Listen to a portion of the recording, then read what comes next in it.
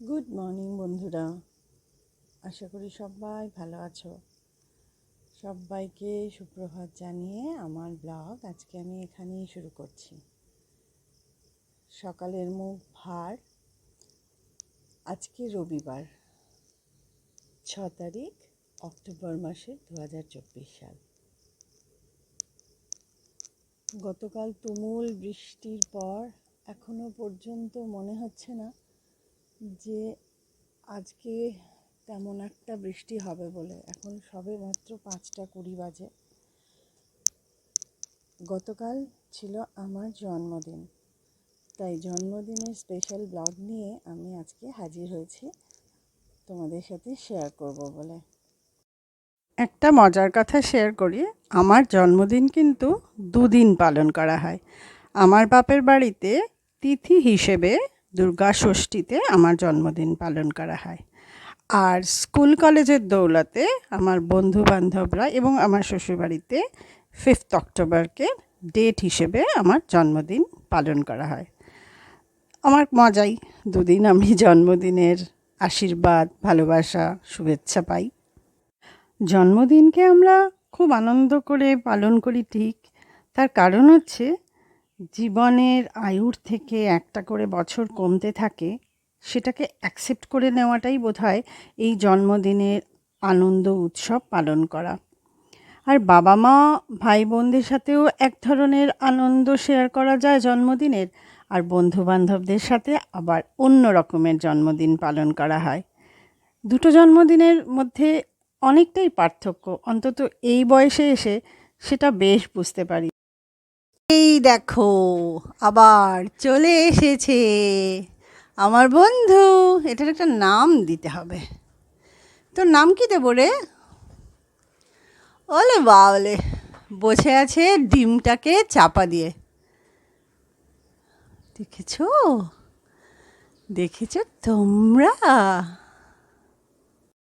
আজকে সকালের ব্রেকফাস্টে ছিল আটা দিয়ে গোলা রুটি, মিষ্টি গোলা রুটি, তার সাথে খেজুর গুড়, যেটা আমার অত্যন্ত প্রিয়, আর সেটা আমাকে ইলাদি বানিয়ে দিলেন।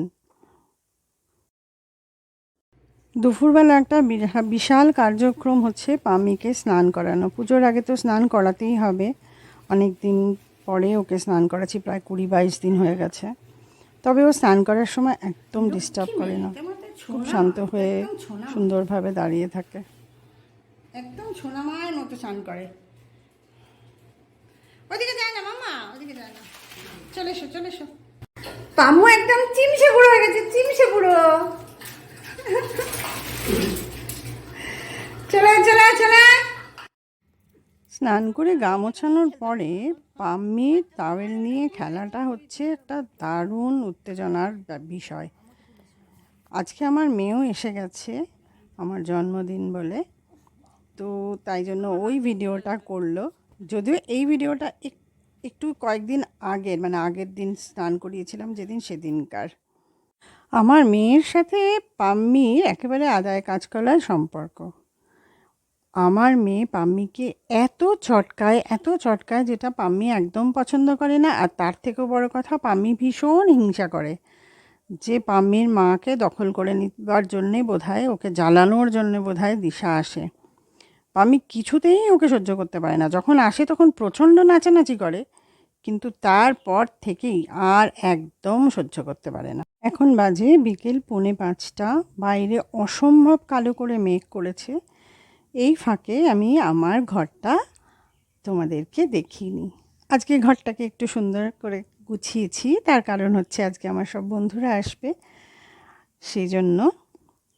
দেখে বলো তোমাদের কেমন লাগলো আমার ঘর গোছানোটা আমার হবি, যদিও আমি খুব ভালোবাসি, আর এবং কিছু না কিছু চেঞ্জ করতে ভালোবাসি।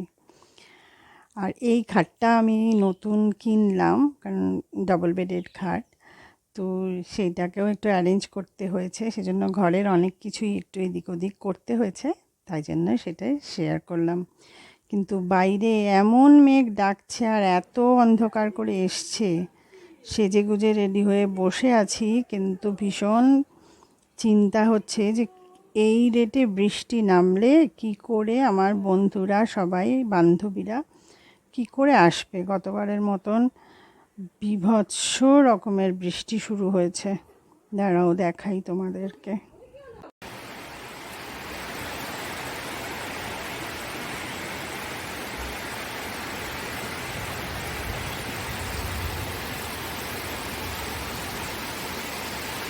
সমস্ত ওয়েদার কেমন যেন পাল্টে যাচ্ছে। অক্টোবরের 5 তারিখ এইরকমভাবে কালো করে বৃষ্টি হওয়ার কোনো মানে হয়? আমার যেখানে শারদিয়াতে জন্ম, কোথায় নীল আকাশ সাদা মেঘ থাকবে তা না, ঝমঝম করে বৃষ্টি। বিরক্ত লাগে না?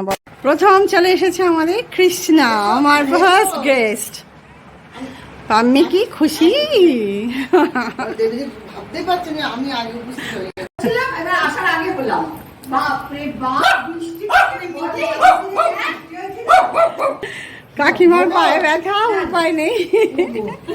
তোমার লাঠি কই? রাষ্ট্রটা নিয়ে ছাতা নিয়ে নড়া যেত। হ্যাঁ হ্যাঁ হ্যাঁ, এই দেখে তো তুই চিনিস।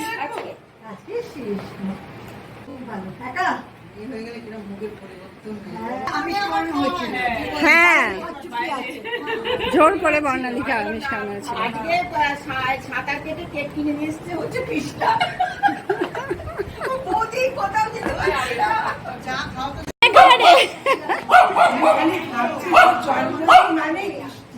সবাই এই কথাটা বলছে, কিন্তু গতবার থেকেই হচ্ছে। তোরা কেন আমাকে এরকম বলছিস? শরৎকালে জন্মদিন আমার, পুরো কিচ্ছু করার নেই। গীতালি কাকিমা আমাকে পরিয়ে দিল চন্দনের টিপ, তারপরেই কেক কাটার মুহূর্ত।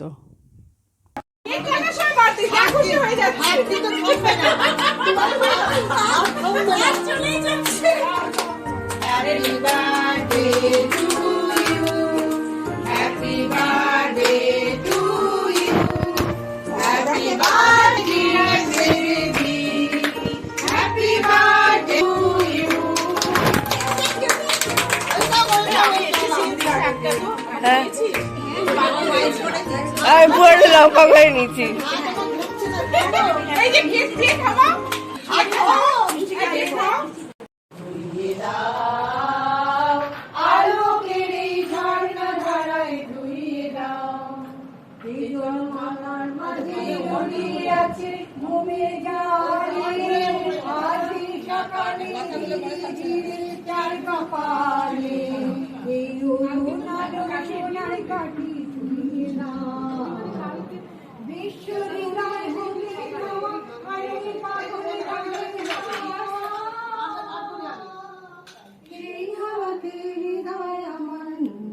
দাদা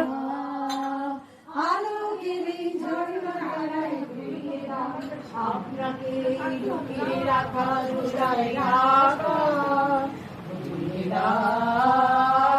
আলোকের ঝর্ণা ধারায় ঘুরিয়ে দাও।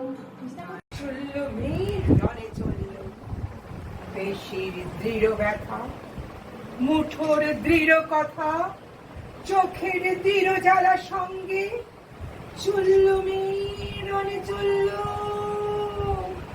নেত্রে ওজোর মৃত্যু এলো, মৃত্যুরই কানকা, মায়ের চোখে বাপের চোখে দু তিনটে গঙ্গা, দুর্বাটে তার রক্ত লেগে সদস্য সঙ্গী জাগে ধক ধক জটকে ডালে সদস্য। ওদিকে গান বাজনা হচ্ছে, আমি খাবার রেডি করছি দিশার সাথে। মেনুটা বলে দিই, আজকে ছিল আমার হাতে বানানো সুজির পরোটা, ডাল মাখনি আর পনির ইয়াকনি, আর পায়েস মিষ্টি তো আছেই। খাবারের দিকে ব্যস্ত থাকায় আর খাওয়ার কোনো ভিডিও আর করা হয়নি। সবাই খাওয়া দাওয়া করার পরে যে যার মতো বাড়ি চলে যাচ্ছে, কারণ আজকে বৃষ্টিতে অনেক লেট হয়ে গেছে।